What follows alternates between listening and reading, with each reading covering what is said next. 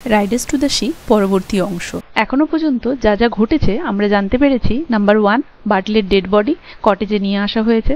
Number 2 হচ্ছে সেই কটেজের সবাই মানে মারিয়া, ক্যাথলিন এবং নোরা সবাই শোকস্তব্ধ অবস্থায় রয়েছে এবং বিলাপ শুরু করেছে। এবং তৃতীয়ত, মারিয়া তার ফ্যামিলিতে যখন সমস্ত মেল মেম্বাররা বেঁচে ছিল সেই সময়টার কথা মনে করে বিলাপ শুরু করেছে।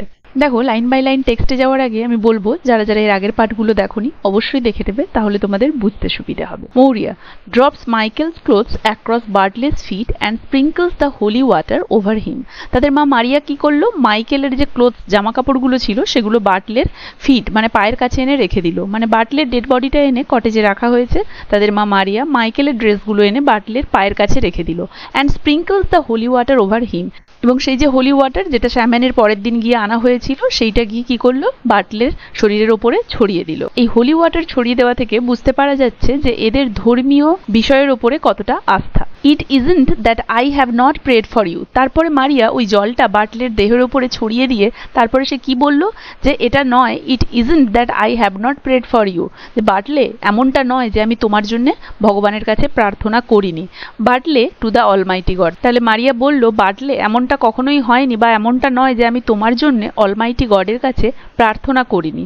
ইট isn't that I have not said prayers in the dark night till you wouldn't know what I would be saying, এবং it isn't that I have not said prayers in the dark night, এবং এমনটাও নয় যে আমি তোমার জন্য prayer করিনি সেই অন্ধকার রাত্রে, টিল ইউ উডন্ট নো, এবং তবুও তুমি জানতে পারোনি এগুলো কোনো কিছু। And I wouldn't be saying, এবং আমিও তোমাকে বলিনি, মানে আজও তুমি জানতে পারলে। তাহলে এখানে মারিয়া তার ছেলের মৃতদেহর কাছে গিয়ে বলছে এমনটা নয় যে আমি তোমার জন্য অলমাইটি গডের কাছে কখনো প্রার্থনা করিনি, আর এমনটাও নয় যে কোনো ডার্ক নাইট পেরিয়েছে যে আমি তোমার জন্য ভগবানের সামনে প্রেয়ার করিনি, তা তুমি কোনোদিনই জানতে পারোনি, আমিও বলিনি এবং আজও তুমি জানতে পারলে না। But it's a great rest I will have নাও, কিন্তু এখন থেকে আমার গ্রেট রেস্ট। গ্রেট রেস্ট কেন? কারণ এরপর থেকে আর কোনো মেল মেম্বার বেঁচে রইল না, মারিয়ার কোনো পুত্র বেঁচে রইল না, অতএব এরপর থেকে তাকে আর রাত জেগে কখনোই কোনো ছেলের উদ্দেশ্যে আর প্রেয়ার করতে হবে না, তাই এখন থেকে তার রেস্ট। তাই সে বলছে but it's a great rest I will have নাও, কিন্তু এখন আমার great rest. And it's time surely, এবং অবশ্যই এখন থেকে আমার গ্রেট রেস্ট, কারণ এখন থেকে আর আমার কারোর জন্য প্রার্থনা করার নেই। It's a great rest I will have নাও। দেখো, আবার রিপিট করছে লাইনটা, মানে এটার দ্বারা বোঝা যাচ্ছে যে মা হিসেবে প্রত্যেকটা ছেলের মৃত্যু দেখার পরে মারিয়ার অবস্থা কতটা খারাপ হয়ে গিয়েছে, কি করুণ পরিণতি হয়েছে, এবং সে শোকস্তব্ধ হয়ে বারবার রিপিট করছে যে আজ থেকে বা এখন থেকে আমার গ্রেট রেস্ট শুরু হয়েছে। And great sleeping in the long nights after Samhain, এবং এখন থেকে স্যামহেইনের পরেও আমি খুব ভালোভাবে ঘুমোবো, কারণ এরপরে আর স্যামহেইনের পরে আমাকে হোলি ওয়াটার আনতে যেতে হবে না। If it's only a bit of wheat flour we do have to eat and maybe a fish that would be stinking. এরপরে কি বলছে, যে স্যামহেইনের পরেও আমি নিশ্চিন্তে সুন্দর গ্রেট স্লিপ দিতে পারবো, কারণ আমাকে আর সেই হোলি ওয়াটার আনতে যেতে হবে না, এবং আজকের পর থেকে খাওয়ার আর আমাদের কিছু থাকবে না, শুধুমাত্র a bit of wheat flour, কি একটা রুটি, এক টুকরো রুটি, এবং সেটাও ভেজা ওয়েট, এবং আর কি পড়ে থাকবে, একটি মাছ যেটা হয়তো স্টিঙ্কিং মানে যেটা থেকে দুর্গন্ধ ছাড়ছে, পচে গিয়েছে। তাহলে মারিয়া এখানে বলছে যে আজকের পর থেকে আমাদের খাওয়ার জন্য আর কিছু থাকবে না, শুধুমাত্র এক টুকরো রুটি ছাড়া যেটা অলরেডি ভিজে গিয়েছে, এবং একটি নষ্ট হয়ে যাওয়া মাছ যেটা থেকে দুর্গন্ধ ছাড়ছে। এটা থেকে আমরা বুঝতে পারি যে মারিয়ার ফ্যামিলির ইকোনমিক্যাল কন্ডিশন কতটা খারাপ, কতটা দুরবস্থা, আর্থিক দুরবস্থার মধ্যে তারা জীবনযাপন করছে।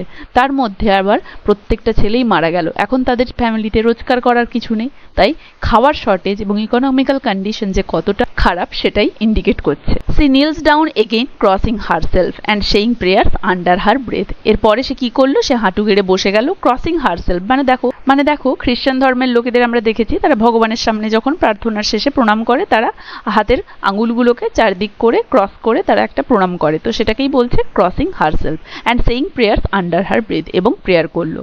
তার মানে এই সমস্ত কিছু বলে সে হাঁটু গেড়ে বসে পড়লো, ক্রস করে প্রণাম করলো, এবং তারপরে প্রার্থনা করলো। Kathleen to an old woman, Catherine একজন বৃদ্ধ মানুষকে বলল, maybe yourself and a man would make a coffin when the sun rises. তুমি এবং এমন মিলে যখন সূর্য উঠবে তখন একটা কফিন বানিয়ে দেবে। মানে এখন তো নাইট, বাটলের ডেড বডিটা যখন তাদের কটেজে নিয়ে আসা হয়েছে তখন রাত্রি, তাই ক্যাথরিন সেই বৃদ্ধ লোকটিকে বলল, আপনি এবং এমন মিলে সকালে সূর্য যখন সানরাইজেস, সকালে যখন সূর্য উঠবে তখন একটা কফিন বানিয়ে দেবেন। We have fine white boards herself but, আমাদের ফাইন হোয়াইট বোর্ডস রাখা আছে, মানে আমরা কফিনের জন্য খুব সুন্দর হোয়াইট বোর্ড এনেছি। হারসেল বট মানে মারিয়া, মানে তাদের মা নিজেই কিনে এনেছিল ওগুলো। গড হেল্প হার, ভগবান তার মঙ্গল করুক। Thinking Michael would be found, সে ভেবেছিল যে মাইকেলের ডেড বডিটা হয়তো খুঁজে পাওয়া যাবে। And I have a new cake you can eat while you will be working, তাহলে সে বলছে যে তাদের মা মারিয়া ভেবেছিল মাইকেলের ডেড বডিটা হয়তো খুঁজে পাওয়া যাবে, তাই সেই হোয়াইট বোর্ডগুলো কিনে এনেছিল যেগুলো দিয়ে সে কফিন বানাতে বলছে এমনকে এবং সেই বৃদ্ধ লোকটাকে। এবং বলছে তাদের রিচুয়ালস আছে যে কেউ যদি কফিন বানায় তারা যখন কাজ করতে থাকবে তাদেরকে কিছু খেতে দিতে হয়, তাই বলছে এবং আমাদের বাড়িতে একটা কেক বানানো আছে যেটা আপনারা যখন কাজ করবেন তখন খেতে দেওয়া হবে। দ্য ওল্ড ম্যান, সেই ওল্ড ম্যানটা looking at the boards, old ম্যানটা তখন সেই বোর্ডগুলোর দিকে তাকিয়ে, হোয়াইট বোর্ডগুলোর দিকে তাকিয়ে বলল, are there nails with them, আচ্ছা বোর্ড তো আছে, নেইলস মানে পেরেক আছে তো সেগুলোর সাথে। Kathleen, there are not Colum we didn't think of the nail, Kathleen বলল, পেরেক তো নেই কোলাম, কোলাম মানে দেখো ওই বৃদ্ধ লোকটির নাম কোলাম। তো ক্যাথলিন কোলামকে বলল, পেরেক তো নেই কোলাম, আমরা তো পেরেকটা সম্পর্কে ভাবিনি, মানে পেরেকের বিষয়টা তো আমাদের মাথাতেই ছিল না। Another man, it's a great wonder she wouldn't think of the nails and all the coffin she is seen made already. তখন আরো একজন যে লোক সেখানে ছিল সে বলল, ইটস আ গ্রেট ওন্ডার, এটা তো খুবই অবাক করা বিষয়, she wouldn't think of the nail, সে এত ফাইন হোয়াইট বোর্ড কিনে এনেছে অথচ পেরেকের ব্যাপারটা সে ভেবেই দেখেনি।